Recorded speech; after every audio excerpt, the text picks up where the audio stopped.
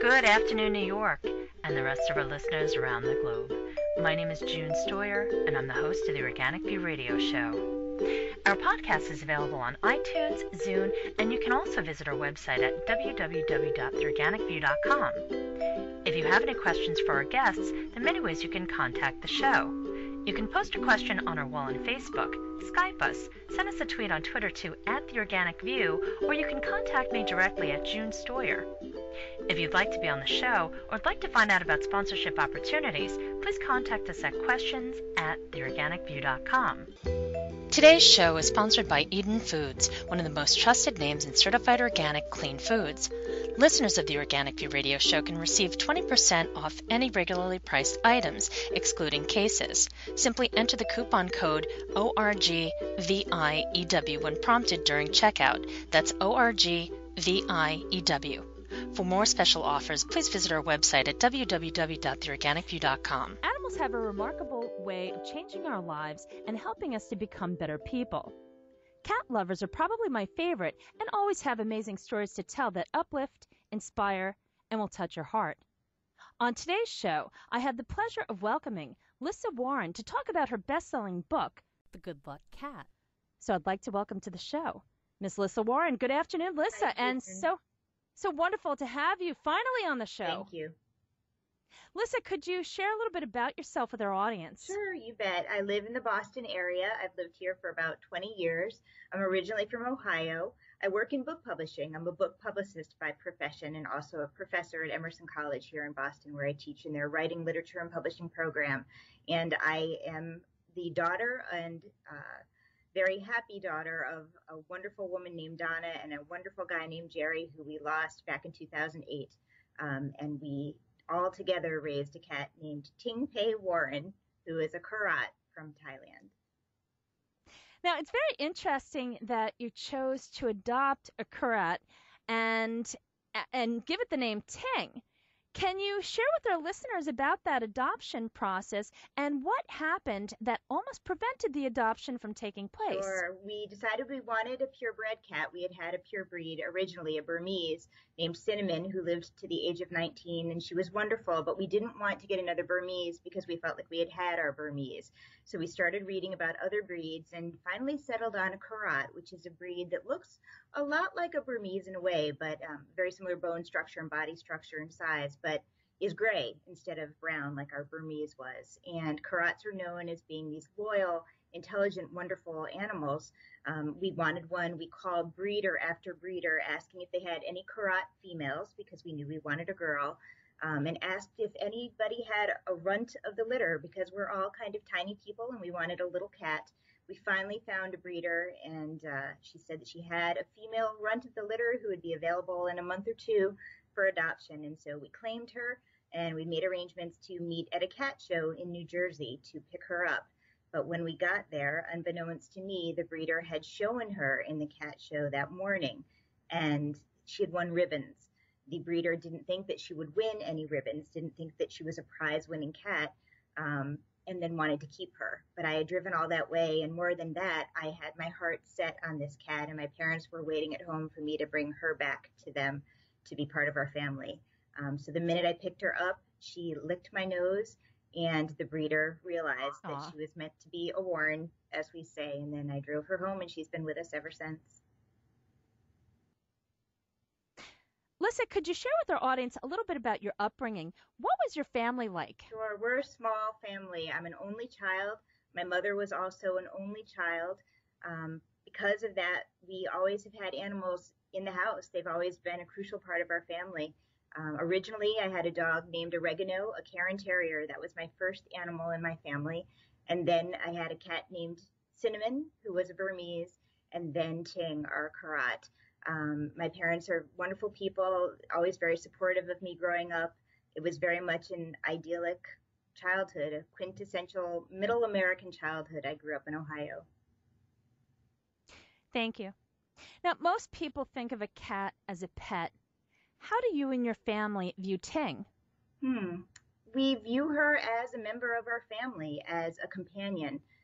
Not someone who we own. And we do think of her as a someone, not a something. I mean, she really is not a human to us, but almost like a person, certainly deserving of all of the attention of a person, all of the love of a person. A co-equal member of the family, I guess, would be one way to put it. Now, it's interesting, Ting's behavior. Could you just share some of the funnier moments about Ting that I'm sure that our audience will completely understand and resonate with? Sure. The first thing she did when we got her home was jump in the toilet. And we don't know what possessed her to do that, but she did. And then my mother and I decided that it wouldn't be good for her to bathe herself after being in the toilet, that she might get sick.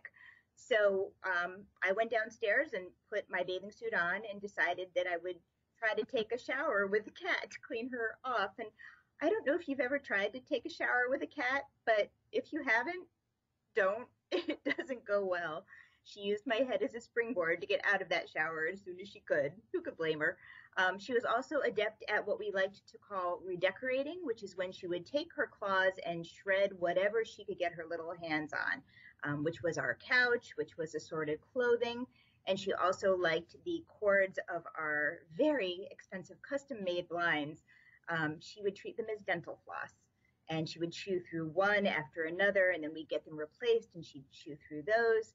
The only thing that stopped her from doing it is when my father taught her how to use dental floss. He would hold the dental floss up to her, and she would turn her head and gnaw on it, and that sort of took care of her fix, her need to chew whatever she could possibly chew. Those are just some of the antics of her when she was little. She mellowed as she got older, but she was a handful at first. We loved her, though. Your dad actually used to sneak off and buy mint-flavored dental floss. Yeah, because that was her favorite. She liked that better than the plain, so he would get the mint-flavored kind. I think many of the listeners out there have similar things that they do that are very special and unique to their own cats. It's just interesting when you have different things that you do to please the cat in your life. So the dental floss, I thought that was hysterical. Now, in regards to her interacting with other cats, there was a point where you were actually considering taking out a personal ad. Could you talk about that a little bit? Well, we wanted very much for her to have some social interaction with other cats, but really, it's hard to know how to find the right cat to share any kind of space, even if just for an hour or two, with your cat. So we didn't really, truly contemplate taking out a personal ad. We didn't call a newspaper, but I would be lying if I said we didn't toy with the idea of what her personal ad could say. Very ornery female cat with occasional sweet tendencies, looking for mate for roughhousing and extra napping. What would it say? But we kind of thought, gosh, how are we going to find another cat who she'll get along with? And frankly, in the end, we could not find another cat who she would get along with because she is not the kind of cat who wants to share her space or, more importantly, her people with another cat. Now, you had a lot of different family traditions, especially since your mom was Catholic, your dad was Jewish, and it made for an interesting mix, especially when you consider Ting as part of the family. Could you share a little bit about your family traditions? Sure. Well, yeah, it was kind of funny because Ting, being, a cat from Thailand, I guess technically would be Buddhist, but she, a-religious. My dad indeed was Jewish. My mom is Catholic. And so we would try every holiday season to honor and embrace both traditions. And so we would light the menorah. My father would be the one who'd light the candle, and he'd pass it to me, and I'd pass it to my mother. And we just had our little routine that we would use for that. But then we also had many Christmas traditions, including decorating the Christmas tree, of course. And that was something that Ting liked to be involved in. And she would try to shimmy her way up the Christmas tree, which was all well and good until the night that she actually made it to the top, just like a shining star, and unfortunately brought the entire tree down with her in the process. So that's just one of the Christmas antics that we had with her. But the holidays were never dull around my house. Between celebrating the holidays of both religions and watching the cat destroy things, it was never dull. you've had such a beautiful upbringing, just the surroundings, the way that you describe your home environment, and the love. There's so much love in your family with your mom, your dad, and also with you, and that's really evident in how you interact with Ting, who really is kind of the comic relief here because she's almost dictating what she wants, and it's quite interesting to see how the humans respond. Could you talk a little bit about what it was like to have that type of love in your life? And perhaps if you could share with the listeners what you would hope that they could feel if they were to adopt a cat in the same fashion. Sure. Um, I think you never know how much you're capable of loving until you have an animal that depends on you, not only for its happiness, but for its very livelihood. Having an animal that relies on you for shelter, for food, for water, for medical care, for all of those things, it does help you to prioritize your life accordingly. And I'm the type of person who, if I need to take the cat to the vet because she's sick, I will call off work that day and make sure that she gets, the attention that she needs and deserves.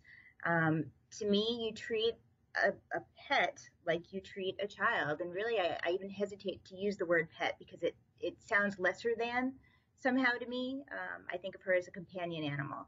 And I would do anything that I needed to do to make sure that she was always okay. For example, with our Burmese, our first cat we had, when we would go on vacation as a family, my parents and I would actually hire the local vet, to come to our home and stay there with the cat while we were gone, so that if anything went wrong, if she needed anything, we would have very capable hands right there to take care of her. We didn't want to board her at an animal shelter. We didn't want to rely on a neighbor kid to come in and feed her and take care of her. We wanted to make sure that it was somebody who really, really knew how to treat cats and how to take care of cats that would watch over her.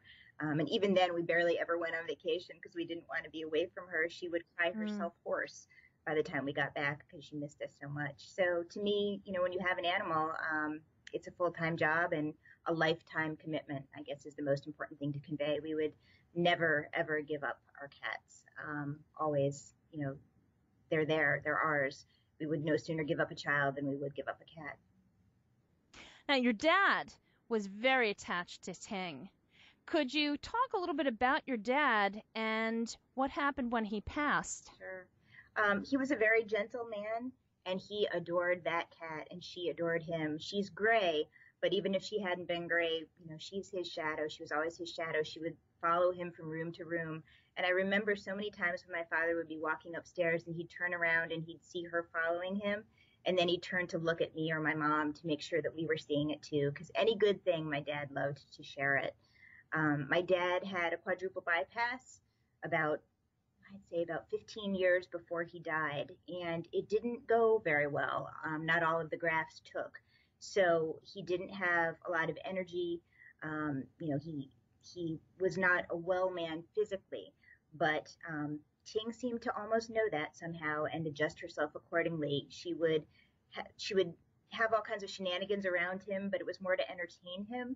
And she would be able to sense when he was sort of at his limit and when he just needed a calm presence beside him. And she would be that for him. Now, when your father passed, you and your mom were truly grieving. And it was a very, just the way that you wrote about it, I can personally relate to how you felt. But Ting also reacted.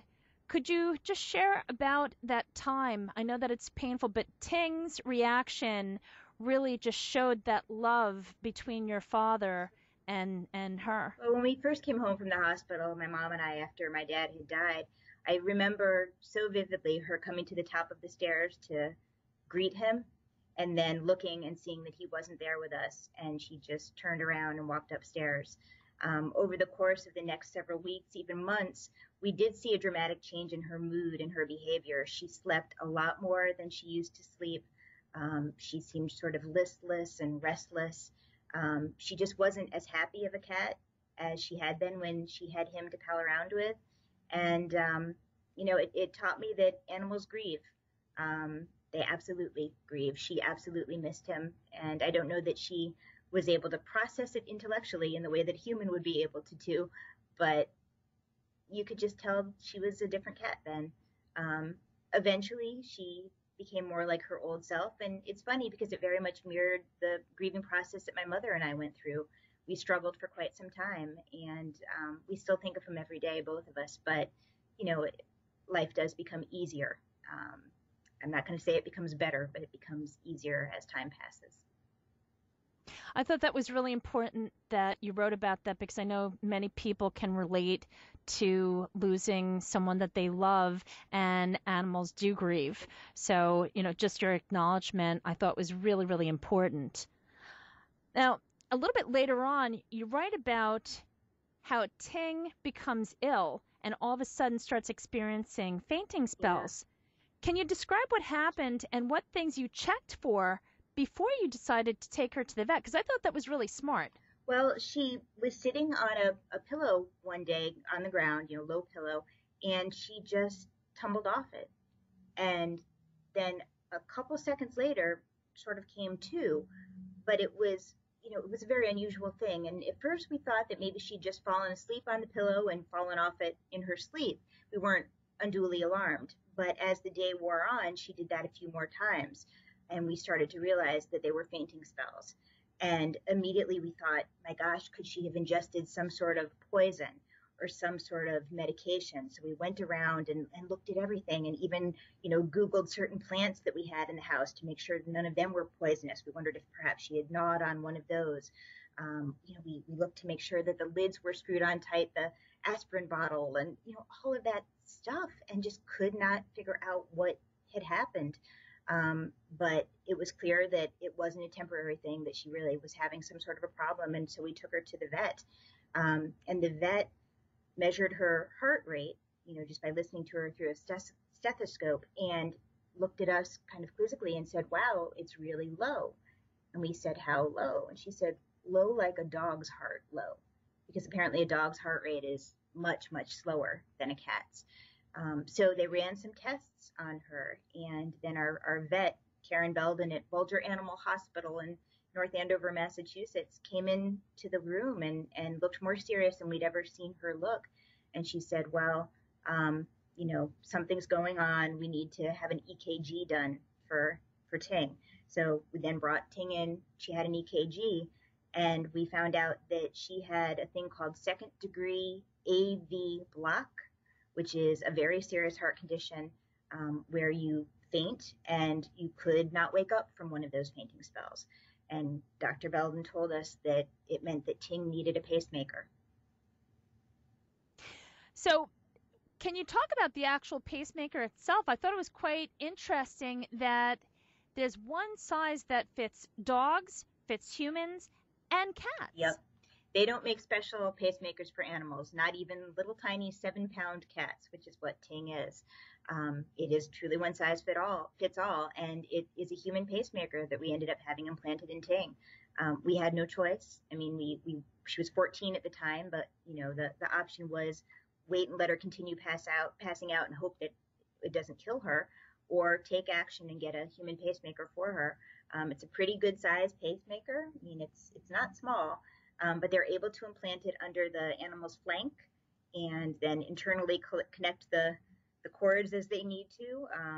And, it was a touch and go surgery for her. Her heart rate really plummeted while she was there on the table, but our very smart cat cardiologist at Angel Animal Medical Center here in the Boston area had actually dropped a pacing wire through her artery in her neck, just so that if they needed to give her a quick pace, they would be able to do that even before they had the pacemaker secured.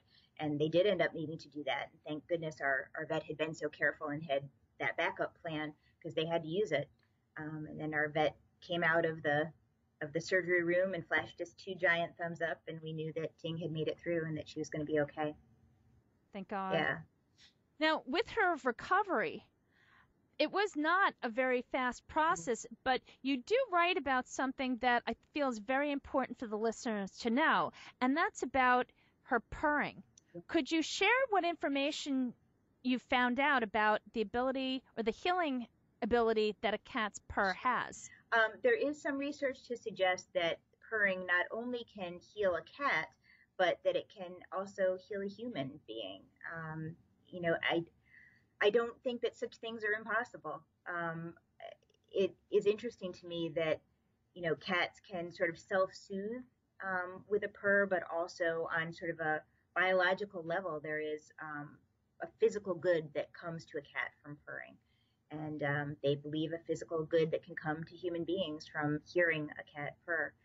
There's also been a lot of research to suggest that people who have cats tend to have a lower risk of a heart attack or a stroke because cats reduce your blood pressure and they calm you. And so I think of Ting as sort of our little medicinal cat. Lissa, you bravely write about being diagnosed with MS. Could you talk about that? Here. Yeah. Sure. Yeah, I was healthy as a horse. I mean, I didn't even have a primary care physician. I was in such great health. I was always that person at the office who, when everybody else got the flu, I didn't get it. And people used to joke about it and say, oh, what does it take to get you to take a day off? But I never missed a day. I was so healthy. And then one day I woke up and my left leg was numb. And I thought, oh, that's kind of odd, but I'm sure it'll work itself out. And then the next day, my left arm was numb. And I thought, gosh, I wonder if I've pinched a nerve. How strange. Didn't do anything about it. Next day, the right side of my face was numb. And the day after that, my tongue was numb. And then I thought, you know, something's going on here. In the back of my mind, I still rationalized it, as people, I think, do when they have signs of something seriously wrong with them. I thought, you know, gosh, maybe I had grapes that had some pesticide on them, or maybe there was something in that new tea that I've tried that I'm allergic to. You know, I thought maybe it was just an allergic reaction. But after a few days, I realized I really need to get myself looked at. And because I didn't have a primary care physician, I walked into a local walk-in clinic, and they immediately turfed me to the hospital, the ER, and then they turfed me to a neurologist. And within 24 hours, I was getting the diagnosis that I had multiple sclerosis. So it was a really big surprise. I know that it's very personal, but for the listeners that are out there that are not quite at the point where they can talk about dealing with MS, do you have anything that you'd like to share with them?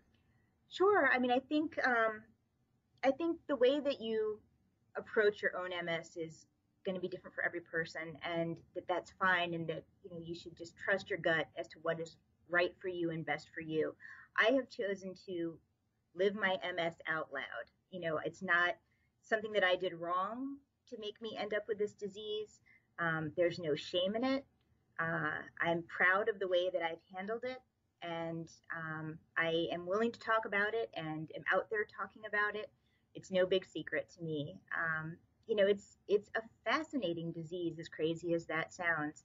But I'm even more fascinated by everything that's being done right now on the in efforts to find a cure for it. And if a cure isn't found soon, they do seem to be making at least a whole lot of progress in finding ways to regenerate myelin, which is the sort of protective tissue that surrounds your nerve fibers. And that's what MS eats away, that myelin, that protective tissue. They're making a lot of strides toward being able to regenerate that myelin. So even if they can't cure MS, they might be able to repair the damage that MS does. So there's so much hope.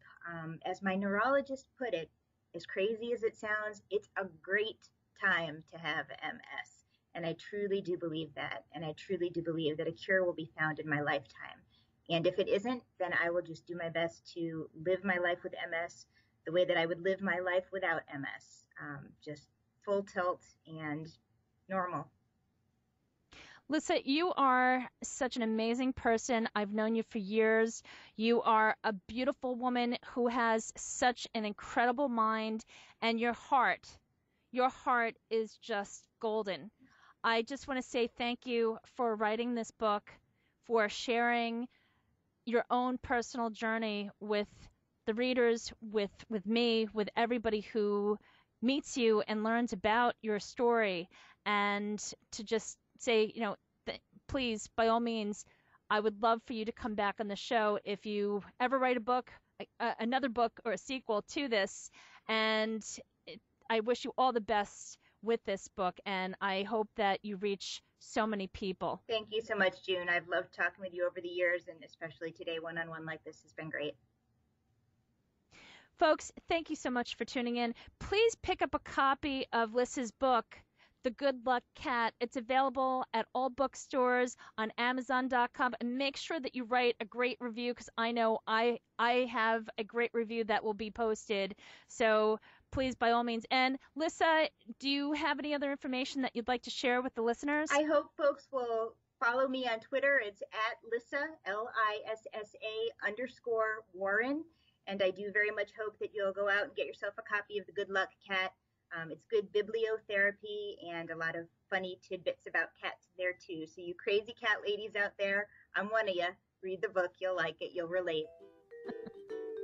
Folks, thank you so much for tuning in. This has been June Stoyer with the Organic View Radio Show. Have a great afternoon, everyone.